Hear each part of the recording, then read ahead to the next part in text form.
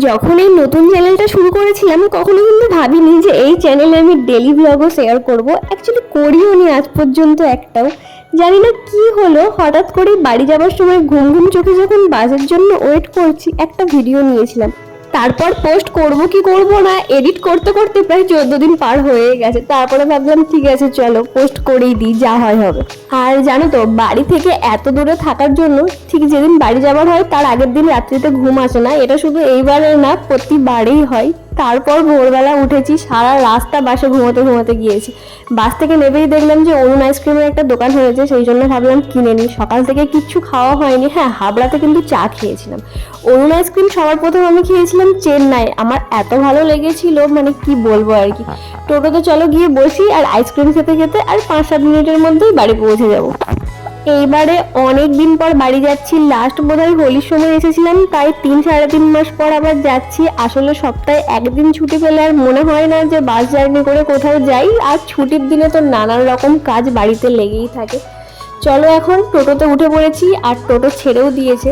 আর বাড়ির সামনে যেতে যেতে তোমাদেরকে আর একটা জিনিস দেখাই। এই যে রাস্তাটা বেশ কিছুটা ভালো যায়, এইটা হচ্ছে রাধামণির হাট।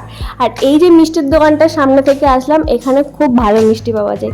রাধামণির হাট হয়তো অনেকেই শুনে থাকবে। আজকে তবে হাট বার ছিল না, সেই জন্য ফাঁকা। না হলে বাপরে, এখান থেকে টোটো যাওয়া, মানুষ চলাচল মানে মাথা খারাপ হয়ে যাবে। রাস্তার দুদিকে এত ভিড় থাকে। আজকে হাট বার নয়, তাতেই এই রকম দেখতে পাচ্ছ কত দোকান, কত জামা কাপড় ঝুলছে। হাট বারে কি হয়, কোনোদিন যদি আসি তখন একটা ভিডিওতে তোমাদেরকে দেখাবো যে রাধামণির হাট কেন এত নাম করা। কত দূর দূর থেকে মানুষ আসে তাদের ব্যবসার জিনিসপত্র কিনতে, মানে একদম পাইকারি দরে এখানে সব জিনিসপত্র পাওয়া যায়।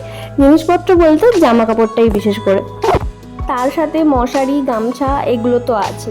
যতক্ষণ হাই রোডের ওপর ছিলাম ততক্ষণ শান্তি। যেই আমাদের বাড়ি যাওয়ার জন্য ভেতর রাস্তায় ঢুকে পড়েছি, মানে মনে হবে কারো যদি হার্টের রোগ থাকে সে ওখানেই হার্ট অ্যাটাক করে মারা যাবে। এত খারাপ রাস্তা বলার মতো নয়। আর এই রাস্তাটা সেই কবে থেকে খারাপ হয়ে আছে, সারানোর কোনো নামগন্ধই নেই। এই দেখো ইট পাচ্ছে, টোটো মনে হচ্ছে যেন এই উল্টে যায় এই উল্টে যায় অবস্থা। মানে গোটা শরীর ব্যথা হয়ে গেছে এই 5 মিনিটের রাস্তা আসতে আসতে।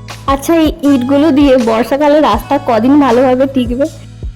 চলো, আসা থেকে তো কোনো ভিডিও করাই হয়নি। রান্না বান্না কি হচ্ছে সেটা একটু দেখো। এখানে আঁচের উনুনে হচ্ছে মাছ ভাজা, বাটা মাছ বড় বড় সাইজের একদম। আর এখানে আছে চিংড়ি মাছ আর মাছের ডিম। মাছের ডিমটা কি করবে জানি না, চিংড়ি মাছটার হবে বাটি চচ্চড়ি।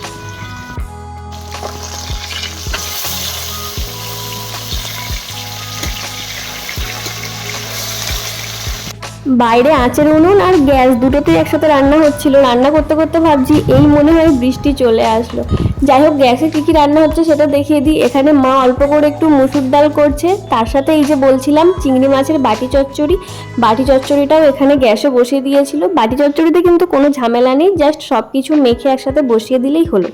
তার সাথে আছে সুজনি শাক, যেটা আমার হচ্ছে সব থেকে পছন্দের। এখানে খেতেও বসে গেছি। আর আমি ভাত আর শাক মোটামুটি সমান করে নিয়েছি, কারণ এই শাকটা আমি বনগাঁতে পাই না, অনেক খুঁজলেও পাই না। জানি না কেন ওখানের লোক বোধহয় এই শাক খাই কি না খাই। তারপর ছিল ডাল আর ছিল ঢেঁড়সের তরকারি। না না, এমনটা ভেবো না যে দুপুরবেলা ভাত খাওয়ার পর শেষ পাতে মিষ্টি ছিল। আসলে ব্যাংকের একটু কাজ ছিল, সেই জন্য দুপুরে খেয়ে দিয়ে একটু না ঘুমিয়ে আমাদেরকে আসতে হয়েছে রাধামণি। ব্যাংকে যেহেতু একটু সময় লাগবে বললো, সেই জন্য চলে গিয়েছিলাম আমরা মিষ্টির দোকানে। রাধামণিরই খুব ভালো একটা মিষ্টির দোকান, এখান থেকেই আমরা কিন্তু সব মিষ্টি নিই। মিষ্টি খেয়ে তারপর গিয়েছিলাম কালী মন্দিরে। এটাও কিন্তু খুব জাগ্রত একটা মন্দির, এখানে অনেক বিয়ে হয়।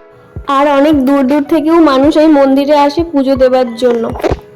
ব্যাংকের কাজ মিটিয়ে বাইরে বেরোতেই দেখলাম ভালোই বৃষ্টি হচ্ছে। এখানে আবার পেঁয়াজি চপ বিক্রি হচ্ছিল একটা দোকানে, সেটা দেখে এখান থেকে ওর ইচ্ছে হলো আবার পেঁয়াজি খেতে। কি বলবো, আর কোনো মানে হয় না। সেই জন্য ভাবলাম তুমি যখন খাবে একটা, আমারও তো লোভ হবে, তাহলে দুটোই নাও বলে দুজনে দুটো পেঁয়াজি কিনে নিয়েছি। আর এবার যাবো, গিয়ে টোটোতে আবার বসে থাকতে হবে। এখানে আবার টোটো ভর্তি না হলে টোটো ছাড়ে না। আর বাড়ি আসার পর আমি কিন্তু খুব ঘুমিয়েছিলাম। আর কিভাবে ঘুমিয়েছি বলে বোঝাতে পারবো না। মা যখন সন্ধে দিচ্ছে তখন ডেকেছে, একদম উঠে জাস্ট কিছুক্ষণ বসেছি, দিয়ে আবার ঘুমিয়ে পড়েছি। আর সন্ধে থেকে রাত্রির পর্যন্ত টিপটিপ বৃষ্টি হয়েই যাচ্ছে। যাই হোক, এই ভিডিওটা আমি নিজেই বুঝতে পারছি যে কাউকেই কিছু দেখাতে পারলাম না, সেইভাবে ভালো মতো ভিডিওটা বানাতেও পারলাম না।